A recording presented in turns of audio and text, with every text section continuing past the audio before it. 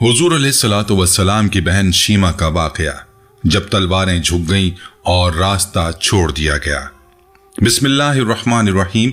अस्सलामु अलैकुम रहमतुल्लाहि व बरकातुहू। मैं हूं जमील अहमद जामी।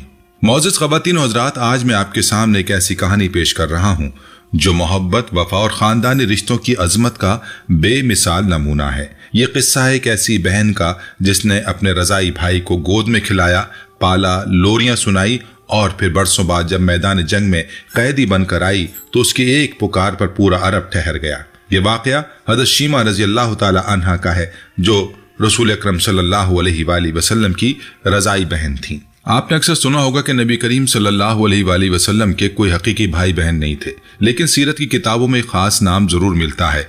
हज़रत शीमा रज़ी अल्लाह अन्हा वो बचपन में हुजूर अलैहिस्सलातु वस्सलाम के साथ रहीं।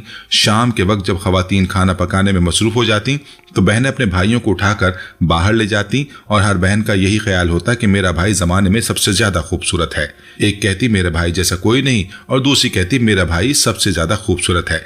तब शीमा अपने भाई लेकर आती और दूर से कहती मेरा भाई भी आ गया, तो सबके सर झुक जाते और सब कहती नहीं, तेरे भाई का तो कोई मुकाबला नहीं कर सकता।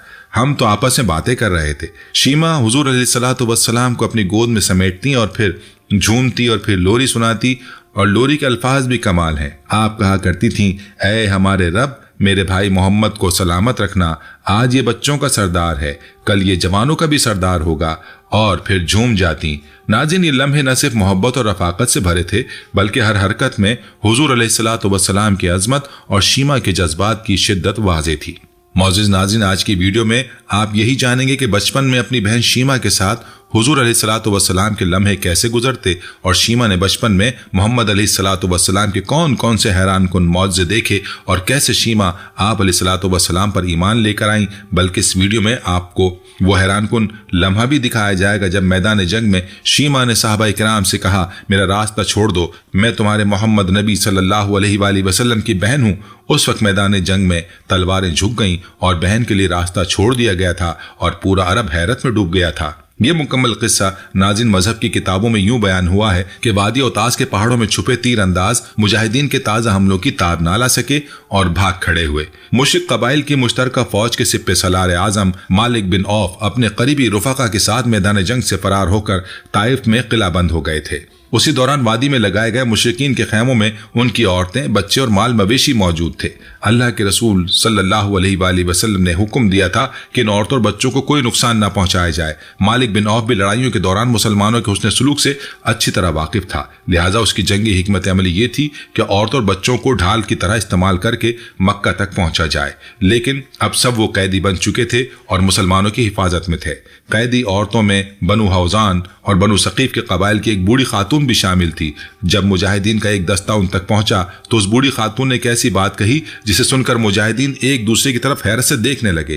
पूरे एतमाद के साथ उसने कहा, मैं तुम्हारे सिप्पे सालार और अल्लाह के नबी मोहम्मद सल्लल्लाहु अलैहि वसल्लम की बहन हूं। ये जुमला सुनकर वहां मुजाहिदीन के चेहरों पर हैरत और ताज्जुब के आसार नुमाया थे। मुजाहिदीन का यह दस्ता कुरैश के 9 मुस्लिम नौजवानों और मदीने के अंसार पर मुश्तमिल था। सबने गैर यकीनी अंदाज में एक दूसरे को देखा, क्योंकि हर एक के जहन में यही सवाल था कि यह दावा हकीकत पर मबनी है या नहीं। आखिरकार दस्ते के कमांडर ने फैसला किया कि बूढ़ी खातून को हुजूर अलैहिस्सलातु वस्सलाम की खिदमत अक़दस में पेश किया जाए। उसी दौरान अल्लाह के रसूल सल्लल्लाहु अलैहि वसल्लम जंग के अगले मरहले यानी ताइफ से मुताल्लिक हिकमत अमली के बारे में अपने रुफाका के साथ गुफ्तगू में मसरूफ थे कि एक सहाबी खैमे में दाखिल हुआ और अर्ज किया, या रसूल अल्लाह सल्लल्लाहु अलैहि वसल्लम, जंगी कैदियों में मौजूद एक बूढ़ी औरत आप अलैहिस्सलातु वस्सलाम की बहन होने का दावा कर रही है। चुनांचे हुजूर अलैहिस्सलातु वस्सलाम का कोई हकीकी भाई या बहन नहीं था, इसलिए सब हैरान रह गए कि कौन सी औरत है जो ऐसा दावा कर रही है। आप अलैहिस्सलातु वस्सलाम ने फरमाया, उस खातून को अंदर लाया जाए। खातून खैमे में दाखिल हुई तो हुजूर अलैहिस्सलातु वस्सलाम की जानिब मोहब्बत भरे अंदाज से देखते हुए पुरजोश लहजे में बोली, ऐ अल्लाह के रसूल, मैं तुम्हारी बहन शीमा बिन्ते हारिस हूँ। हुजूर अलैहिस्सलातु वस्सलाम ने माजी की यादें टटोलते हुए फरमाया, हाँ, बनी साद में मेरी एक बहन का नाम शीमा था। शीमा ने जल्दी से कहा, या रसूलुल्लाह सल्लल्लाहु अलैहि वसल्लम, एक मर्तबा जब हम लोग अम्मा हलीमा सादिया के घर खेल रहे थे तो आपने मेरी पीठ पर काट लिया था, जिसका निशान आज भी मौजूद है। شیما کے جملے ادا ہوتے ہی سرکار دو عالم صلی اللہ علیہ وآلہ وسلم کو اما حلیمہ کے گھر گزرے بچپن کے وہ خوشگوار یادگار لمحے یاد آ گئے۔ وہ لمحات جب آپ علیہ الصلوۃ والسلام شیما کے ساتھ کھیل کود میں مصروف رہتے، ایک دوسرے کے ساتھ بچپن کی معصوم یادیں بانٹتے اور خاندان کے چھوٹے چھوٹے قصے روزمرہ کے زندگی میں رومان ہوتے۔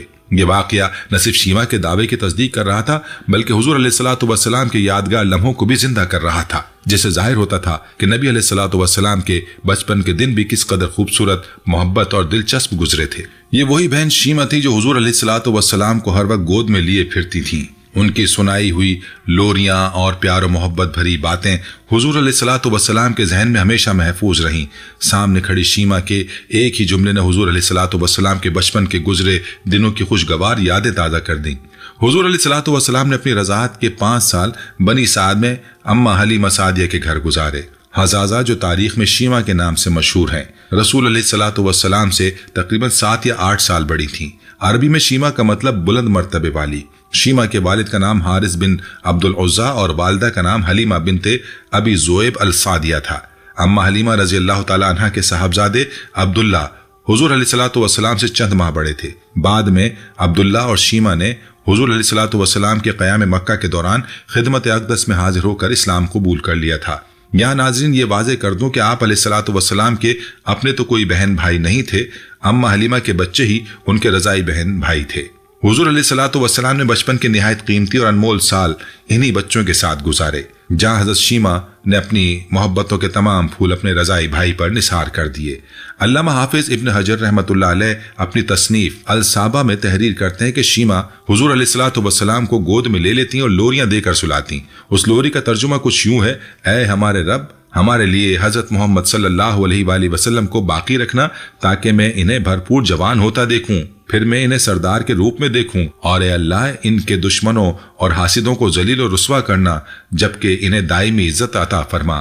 یہ لوریاں نہ صرف محبت و شفقت کا مظہر تھیں بلکہ حضور علیہ الصلوۃ والسلام کے بچپن کے ماحول میں روحانی تحفظ اور دعا کی طاقت بھی فراہم کرتی تھیں، جس سے ظاہر ہوتا ہے کہ شیما نے اپنے بھائی پر کس قدر محبت اور توجہ دی۔ ناظرین، حضرت شیما ایک دن شدید گرمیوں کے ایک دوپہر حضور علیہ الصلوۃ والسلام کو گود میں لے کر باہر گئیں۔ اما حلیمہ رضی اللہ عنہا کو فکر لاحق ہوئی اور وہ حضور علیہ الصلوۃ والسلام کو تلاش کرنے باہر آئیں۔ کیا دیکھتی کہ شیما رضی اللہ عنہا آپ علیہ الصلوۃ والسلام کو گود میں لیے یہ اشعار پڑھ رہی ہیں: یہ میرے وہ بھائی ہیں جو میری ماں سے پیدا نہیں ہوئے، اور یہ میرے والد اور چچا کی نسل سے بھی نہیں ہیں، لیکن میں ان پر اپنے معزز ماموں اور چاچا فدا کرتی ہوں، اے اللہ ان کی بہتر پرورش فرما۔